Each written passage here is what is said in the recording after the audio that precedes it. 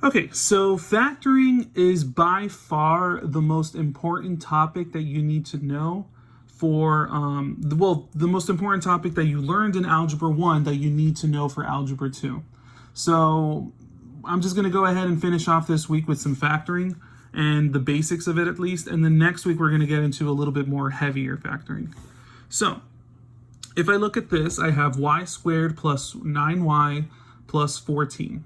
So essentially what we're doing with factoring is we're going to convert this back into a set of binomials that were being multiplied to each other. And if you remember from the last video, right, this is almost like the factored form, or the multiplied form of the final answer. So essentially what we're going to do is we're going to go from this form back to where we had started. We're going to get from this form back to where we had started with the two parentheses. So let's go ahead, and there's a really simple way of doing this.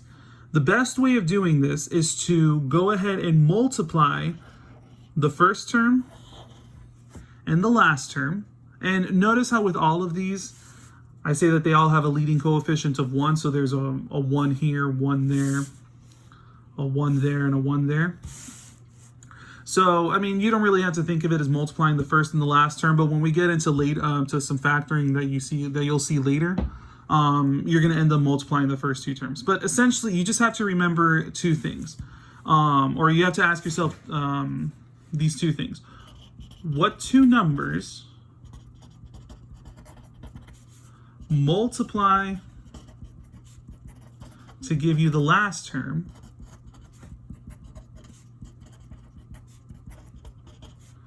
but add together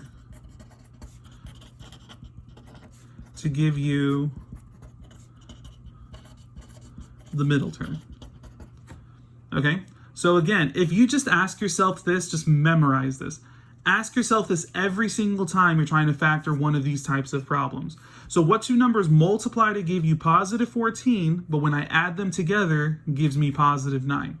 I'm going to go ahead and show you the really long way of doing this, but it's actually the way that you should be introduced to how to do these types of problems. And if you do it this way, you'll always get it right. So I look at positive 14, and I ask myself, okay, well, what two numbers multiply to give me positive 14? Well, I have positive 1 and positive 14. 1 times 14 gives me that. Now, the other thing you got to think about, too, is that you can also multiply negative 1 and negative 14 because two negatives still give you a positive. All right? So let's just kind of keep going. I have positive 2, positive 7, negative 2, negative 7, and I think that's about it. All right? So now what you do is you look at each pair of numbers and you say, okay, well, which combination, if I combine them, would give me positive 9 right here in the middle? Well, positive 1 and positive 14 is positive 15, negative 15, here we go, positive 9. Positive 2 and positive 7, if I added them, give me 9. So again, thinking back to this phrase, these two numbers multiply to give me the last term, but when I add them, they give me the middle term. So if I were to go ahead and factor this, I'm just going to set up my two parentheses.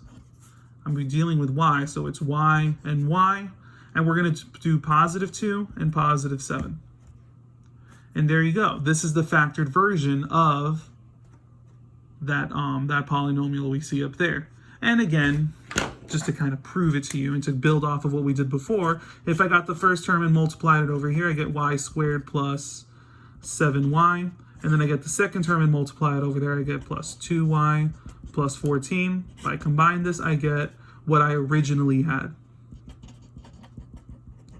All right. So in essence, the final answer that you would put in is y plus 2 and y plus 7. Okay.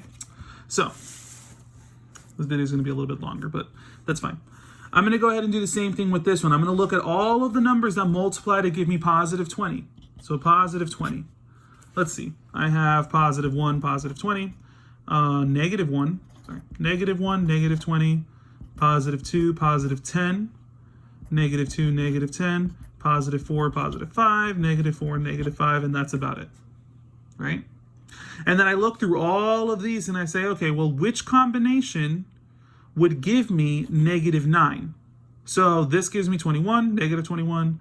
This gives me +12. And I basically have to go all the way here to the bottom.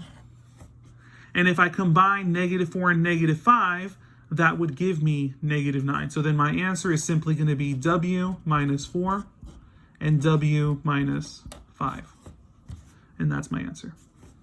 All right. Just to do a couple more examples. Again, looking at my last term, I have -5. This one's going to be a little bit different because it's starting off as negative. So what numbers multiply to give me -5? Well, I have -1 and +5. And I can also kind of do the reverse of that, because doesn't +1 and -5 give me the same thing if I multiplied them? So I think that's it. Yeah, because 5 is a prime number. So now I look to see which combination of these numbers give me +4. So -1 plus 5 gives me +4, but this one would give me -4. So it's going to be this right here. So then if I were to factor this, I would set up my two parentheses, and I would do n minus 1 and n plus 5. And I'm done. Same thing over here. I look at my -3, and I say, okay, well, what two numbers give me -3? Well, I can have -3, sorry. And I can do -1, +3. And then which combination gives me +2? Well, this one. This one would give me -2 because +1 minus 3 is -2. But this one, -1 plus 3, that gives me +2. So if I were to factor this, I would get k minus 1 times k plus 3. And that pretty much sums up how to do factoring when the leading coefficient is 1. Next week when we do factoring, we're going to start doing factoring where we have a number in front of all of these. And that process is going to be a little bit long. So enjoy this week while it's easy, because next week it's going to be a bit more tedious. But hope this helps. If you have any questions, again, you can always just contact me, send me a message through Edsby, and I'll do my best to respond. All right, take care.